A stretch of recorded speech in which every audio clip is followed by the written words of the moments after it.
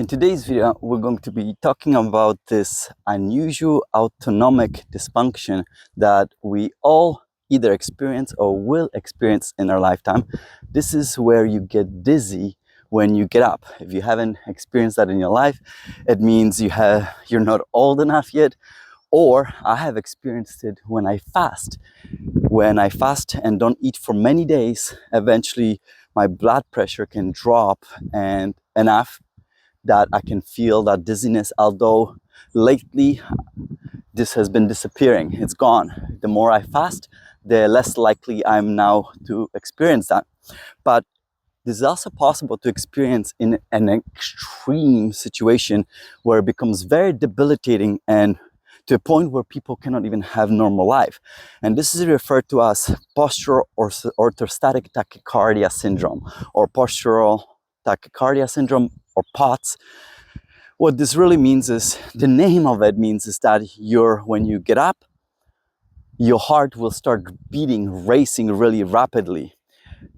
Hence the name. And tachycardia means rapidly beating heart. And the reason why this happens is because it's a sign of your autonomic nervous system not functioning properly. Autonomic nervous system being the part of your nervous system that is regulating autonomic functions, such as, say, breathing, your heart rate, and, for example, the mobility of your guts, the cilia in your guts, etc. And this is all governed by the vagus nerve. So I wanted to tell you about it because I wanted to finally jump into a discussion of a study that used a device that I normally sponsor, made by Parasim. And by the way, this video is also sponsored by Parasim. It's the company that makes a vagus nerve neuromodulation device, so a device that activates your vagus nerve. And the device is now available in North America as well, but it's marked, it's called something else. In North America, it's called Neuropod, and in Europe and the rest of the world, it's called Neurosim. They needed to change branding in order to bring it to the North American market. But the key here is that this device has a certification for medical use in Europe. And that's really important because this means that this device has gone through a variety of studies for safety. Well, let me tell you, the reason why I was interested in this particular study is because of one of the findings, which is what it did. Vagus nerve neuromodulation, or vagus nerve activation via such a device that you literally just clip to your ear, it reduced autoantibodies in these individuals. All right, so what was the study all about? It was a small clinical trial, so this is important. Clinical trials are the highest level of medical quality studies that you can have, but it was a small one. It was about 12 to 14 people, whether they received the placebo or sham. Sham, they use the device, but they clipped it to the earlobe, and your vagus nerve is not there, so it doesn't do anything for you. And then there is the group that was being treated, and they were clipping it into the tragus, this part of your ear. Although in this study they used the right ear. Normally you use the left ear. In this study they used the right ear. And they used this device for 2 months, 1 hour per day, every day. And the reason why they use for 1 hour per day is because prior studies, such as studies by the same group of authors on people who had arrhythmia, for example, it showed that this was an effective amount of time to provide results. So they continued with similar approach with what they did in the past. And they measured a variety of things. They looked at, obviously, heart rate. When you get up, did this tachycardia, or racing, speeding of a heart rate, does it increase as it did before, or can it improve that response? And the reason why this happens is because in these individuals is because their heart tries to start beating faster in order to move the blood faster, because their autonomic nervous system is not responding properly. It's overreacting. So they measured that, obviously, it makes sense. They also measured heart rate variability. This is an important metric to measure, to see how your autonomic nervous system is performing in general. I did a lengthy video on that topic if you need a background in that. And they also measured inflammatory cytokines. It is very well known from the past that vagus nerve activation reduces inflammation in your body. And via, I believe it's called cholinergic anti-inflammatory pathway, something like that. And they also measured that. What else they measured? They measured and they measured the autoantibodies, the part that I'm most interested in the studies. And why did they do that? Is because it's not fully known what causes this condition. And there are suggestions, and one of the suggestions is that it's autoantibodies specifically targeting adrenergic receptors in your body, and it has been shown in prior studies that is exactly what takes place. So this is what they wanted to study further as well.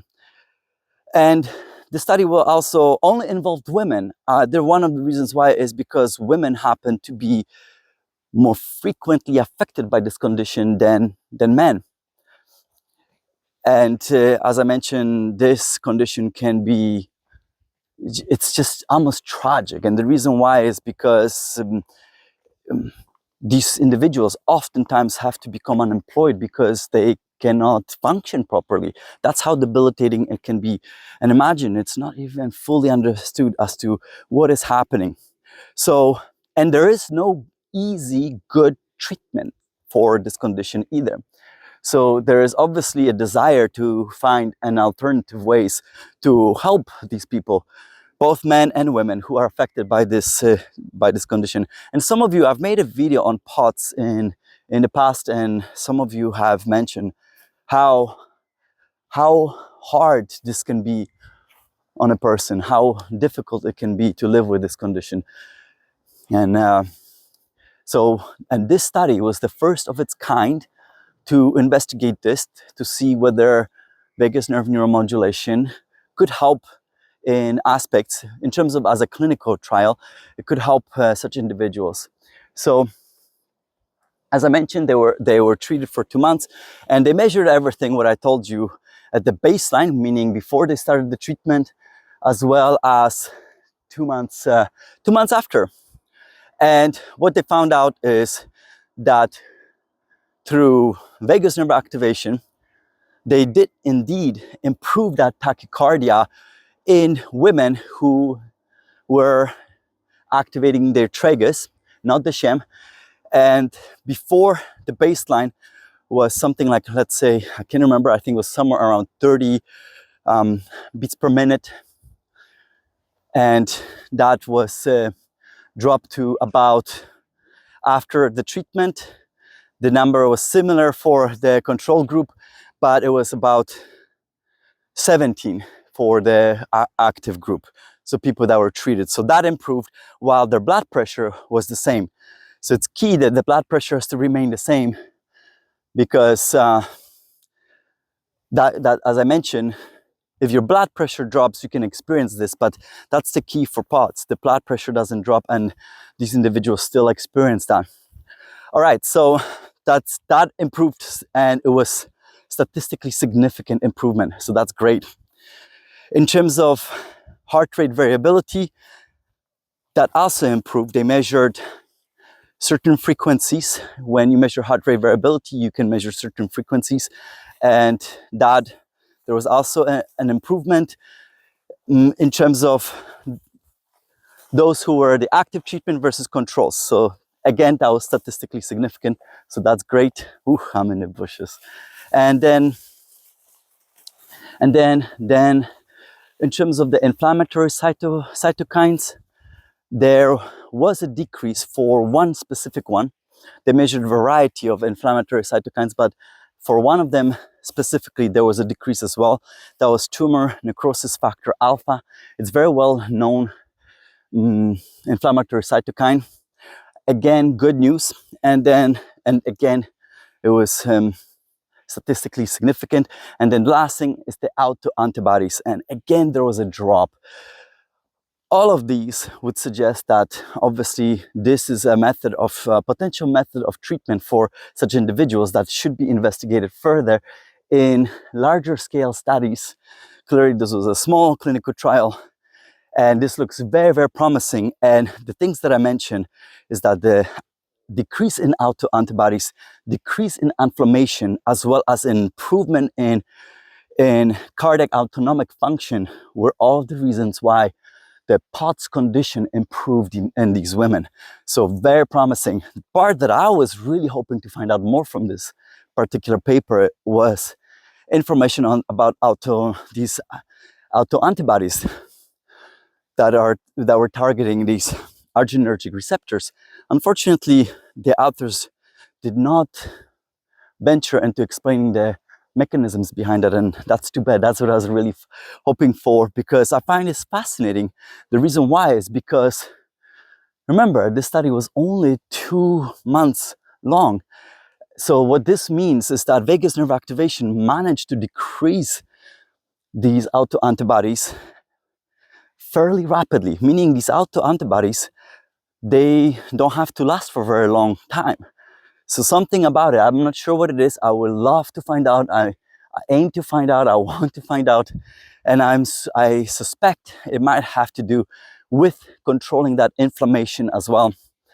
And I'll be on it because I'm really, really fascinated by the concept that activation of your vagus nerve could be helping with autoimmune conditions, such as this one that might be partially driven by autoimmune dysregulation.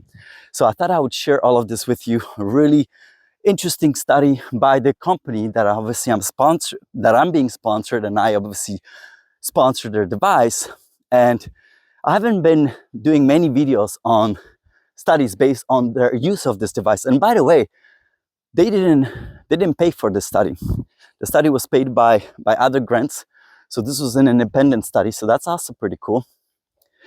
And I thought I would start maybe making videos on the science published already on the device that I discuss. The reason why I focus on other areas and not the studies on the device itself is because my original focus was I wanted to learn more about the vagus nerve, how it functions, what is its role. And ultimately, right now, my concept is that your vagus nerve health is guiding your overall health. And when I mentioned at the beginning of the video, sooner or later, partially what these individuals experience in this condition, we all will experience as we age. We're just in a much milder format.